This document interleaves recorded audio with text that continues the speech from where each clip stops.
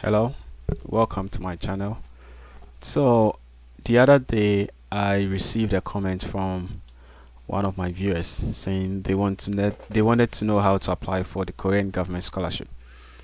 And I already had that video, but I decided to do it again. Alright, so to apply for the Korean government scholarship, you have to go to the website.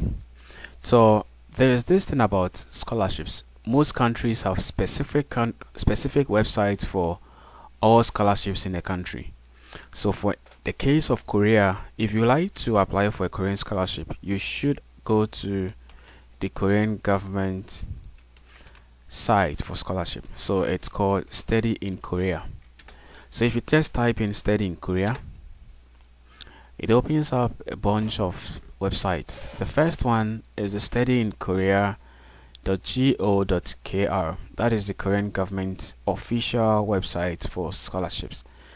Now what you do is just click on that site, and on the site you have so many things here, but it's in Korean. So for those who don't speak Korean or don't understand Korean, what you should do is you should use the English version.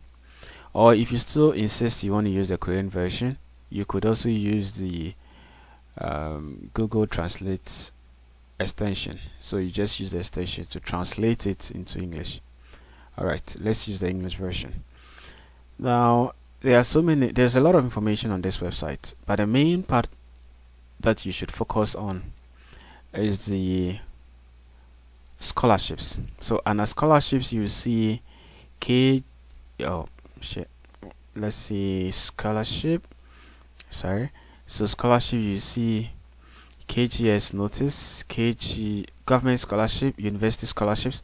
So if you go to the government scholarship, so government scholarship, yes. So under government scholarship, there are so many scholarships. There is the there's a global Korea scholarship, which is the main scholarship that people usually apply for. And then there are other scholarships here for only Koreans, this Korean Japan scholarships. And universities have specific scholarships.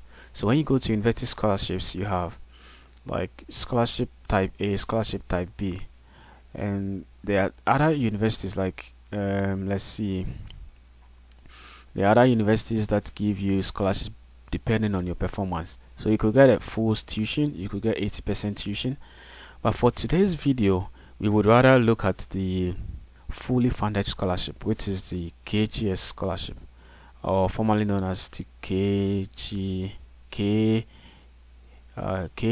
scholarship. Alright, so under scholarships you go to GKS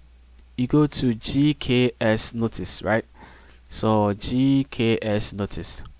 Under GKS notice you should always be looking at this, because this is where you have the notice about the scholarships. You could realize that we are in April 20th, and April 20th there was a scholarship announcement on the 10th of February, right? And that is for the Global Korean Scholarship for graduate students. So I guess for some universities it's over, this scholarship is over, but it hasn't taken anything. You should always use this website to get scholarships. So this is it. So next year, by this time in 2022, there would be the 2022 version, and in September there will be for undergraduates too. So for undergrads you can always come here to check it up in September, and then for graduate students you can check the site in February next year. So for 2021, which is over, what you do is that you just click into application guidelines. Will be okay. So this is it. So it says here that Global Korea Scholarship aims at blah blah blah blah blah, quite a whole lot of students, and this is a very nice scholarship, fully funded. Alright, so when you get to this list, the file list, there are some few files you need. So you first need to download the forms, the application forms, which is the second document. Yes, so you download the application form, and then you move further to download the available universities and field of study. You don't need the Korean version, you need the English version. So you click on download, and then the other document you need is a university information. So this tells you about every university and then the kind of courses they give, whether it's in English or it's in Korean. So this is a very important document. So university information in Korean and English. Okay. Then the last one you need is the application guidelines. So the application guideline in English. Alright, so you are done. So this is how to get the funds for the Korean government scholarship. Now let's open the files. So yep, enable editing. So there are several forms, about 8 forms here. What you need to do, these forms are not hard to fill. What you need to do is to just fill the individual forms. For some, you just need to just sign, just put a signature on it, and then the form is completed. So you just fill in the document. This is form 1 and form 2, form 3. The main point is the form 2 and form 3, and maybe form 4 for research students. That would take a little bit of time. But the rest, recommendation letter. I think this is the coolest recommendation letter I've ever seen. The teacher must not write a lot. You just have to fill in the forms and then just write. So the teacher must just write, just answer these questions. How long have you known the student? Just write. What are the students' weaknesses and strengths? Just write. Just simple lines, and the student is good to go. And of course, teachers would definitely rate their students very high. So I would recommend applicants to focus more on the form 2 and 3. Write it very well. And I have materials for those who will be applying next year and perhaps in September too, for form 2 and form 3 for personal statements and statement of purpose. I would help you out. Okay, now the recommendation letter. And then letter of invitation. This is not for all students, it's for only research programs. And then your agreement. So you just have to tick and then just write the date, the name, and then you sign. Yeah, the medical assessment. You don't need to do anything here. You just have to give your own medical assessment. You don't need a doctor. You just need to do it yourself. And then that is it. You are done with the actual form. And then the guidelines, you have the first one, which is available universities. So this tells you the universities, each university in Korea that is under this scholarship, the courses they offer, and whether the course is in Korean or in English. For instance, you can see a university here called Dongguk University, right? So this university, for instance, has the graduate degree, but you could see that some courses like Korean language and literature is 100% in Korean. Of course, it's Korean language. It shouldn't be in English. Yep.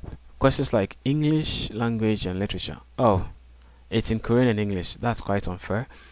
But anyway, that is it. So this document is also very important for you to choose universities. Alright, and then we also look at the other document, which is the scholarship information. So the scholarship university information tells you about each university and some extra document they may require. So it's quite similar to this document, but this one gives more details. For instance, some universities might give you more money above the scholarship benefits. Yep, I quite remember schools like Postech give students extra 1,000 USD just for applying to their university. Yeah, and other universities give free accommodation. So you need to also go through this and be on the good side, right? Okay, then the last one is the guideline. So with the guideline, it just tells you the countries that qualify for this scholarship and the number of students that will be picked. And you know there are two ways. There's the university and then there is the embassy track. So you have to choose between the two, which is best for you. Okay, and then there is the type A universities and type B. Remember, there is the general and there is the regional universities. So regional universities pick more students. Take note. So you need to, if your grade is on the lower side and you want to increase your chances of being picked, it's better to choose the regional university. That gives you a high opportunity. And the countries that qualify. So you could see there's so many countries here. You could see Ghana, Georgia, Guatemala, you could see Zimbabwe, you could see Turkey, Venezuela, you could see Vietnam, and then a grade. So you need a cumulative GPA of about 2.64 out of 4.0. This is very easy. This is at the low end, but well, that's why I don't think the GPA really matters. What really matters is what you write in the essays. So you need to write very well. You have to write very good essays. Okay, and then health-wise, you need to be very sound. Okay, and yes, so that is it. That's the step. So there is the selection process, which is the first round by the embassy track. So for embassy track, you have to compete with people from your country, and based on that, some students will be selected and recommended to NIED, and NIED would pick some students and then give it back to the university, to the embassy, and then the embassy would take them through another selection, and then there'll be an announcement. But for the university track, for me, I prefer the university track because it's less stressful and it's more based on your abilities. You connect directly with the university. So if the university says, hey, we like this student, NIED would definitely pick those students, and then they would announce the student. So for university, when you are picked for the second round, the chances of you getting it is almost 99.9%. But for the embassy track, even though you might be recommended by the embassy, you might be denied during the second round or even the third round. Okay, so that is it. The timing for the first round is in mid-April, and then announcements, it's in early May. So early May, we should be expecting some students to be picked, and they'll get ready to move to Korea. And I'll be giving students who would like some tips on preparations to make when you want to come to Korea. I'll be uploading more videos on that so that you can get informed before you make the long journey to the Republic of Korea. Okay, so that is it for today's video. And the last thing is that it's a 3-year program for masters, 4 years for PhD. That is including a 1-year Korean language program. Okay, so that is it for today's video. Thank you very much, and please subscribe. If you have any questions regarding the scholarship, please do write it in the comment section and I would answer, and if there need be, I would make a video on that. Okay, see you in our next video. Bye.